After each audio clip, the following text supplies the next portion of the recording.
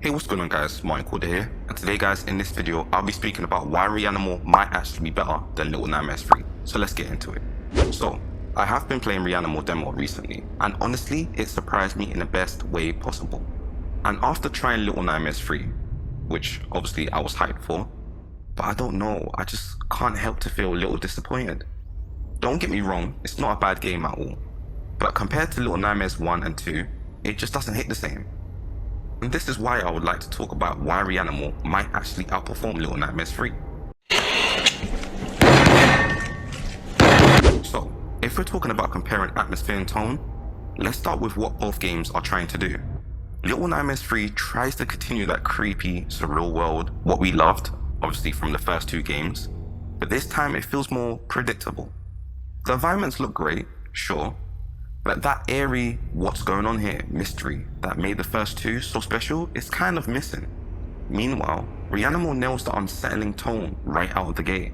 Even in the demo, you feel uneasy, curious, and totally drawn in. The creatures' designs, the movement, the weird sound design, it all clicks.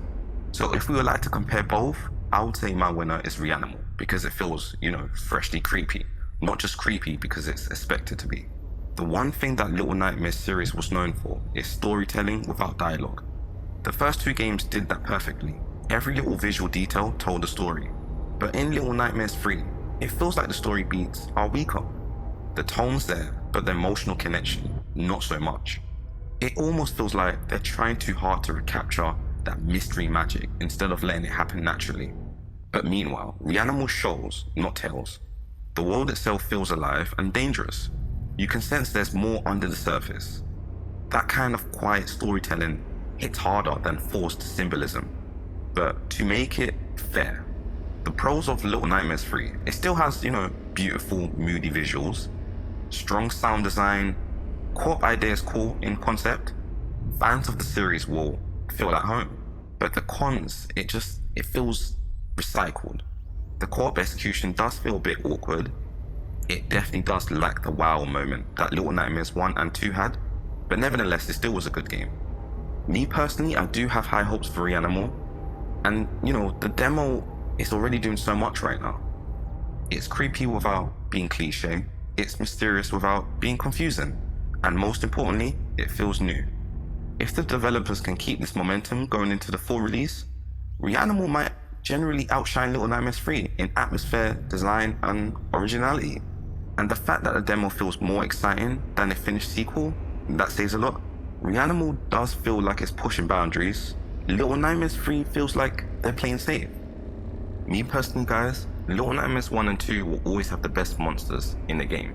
But in Little Nightmares 3, the killers just don't hit the same. They lack personality, they're predictable, it's just bad pacing. The tension is gone because you can see everything coming. You know when you will get chased, where to hide, and how it will end. There's no dread, just a routine.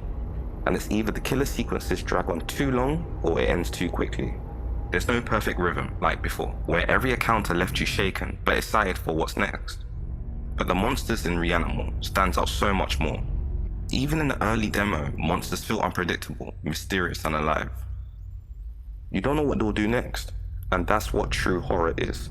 I really hope Reanimal continues to grow into something special, because it honestly might become the next big indie horror experience. But what do you guys think? Do you lot think Little Nightmares 3 did live up to your expectations? Or do you agree it fell short compared to the first two? And have you played the Reanimal demo yet? Let me know your thoughts down below. I'd love to hear what you think. But yeah, that's it for me guys. Don't forget to like the video if you enjoyed it, subscribe for more horror game breakdowns, and I'll catch you in the next one. Peace.